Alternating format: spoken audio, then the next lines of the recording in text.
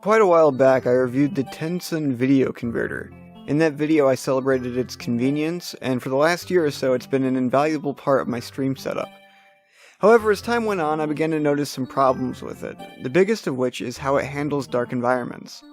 In this area from Shadows of the Empire, for example, it is essentially impossible to tell where you are. The other main issue I had was that it couldn't properly handle the Sega Genesis, outputting a black and white picture. Recently, I replaced the Tensun converter with a true upscaler, the Retrotink 2X, and I couldn't be happier with it. N64 games especially have never looked better. The only downside is that it doesn't solve my Sega Genesis problem. While it can output the picture to my TV, and it looks great by Genesis composite standards anyway, my Elgato Game Capture HD can't pick up the signal. So I have one device that outputs a pristine image but can't be picked up by my capture card, and another that can be captured but only in black and white. Now the logical solution is to just find an upscaler that can do the job if it matters so much, but that could end up being sort of expensive. The Retrotink ran me around $100, and that's considered something of a budget option.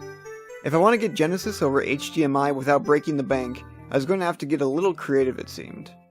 What I needed was a third, cheaper piece of hardware that could marry the advantages of the Retrotink and the Tensun.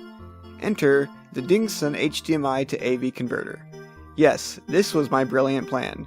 Send the composite signal from the Genesis to the Retrotink, where I would lock in the color, send that over HDMI to be converted back into composite, only to have that composite signal converted to digital again to be captured by my Elgato. And you know what? It actually worked. There seemed to be a slight amount of input delay that was introduced at some point along the line, which isn't surprising, but it's manageable. The most disappointing thing is definitely the color, which isn't nearly as vibrant as I would like, though it's definitely an improvement over no color at all. Eventually, I'd like to get an all-in-one solution, especially because the Genesis can already be quite the outlet hog once you start introducing some of its accessories into the mix. Before that though, I'm going to try to get my hands on the HD Retrovision cables for Genesis, which let you make use of the console's gorgeous RGB output over component instead. Anyway, just thought I'd share this video for anyone else in this hyper-specific situation. Until next time, bye, have a nice day. Shoutouts to my Tier 4 patron Famicom Pony.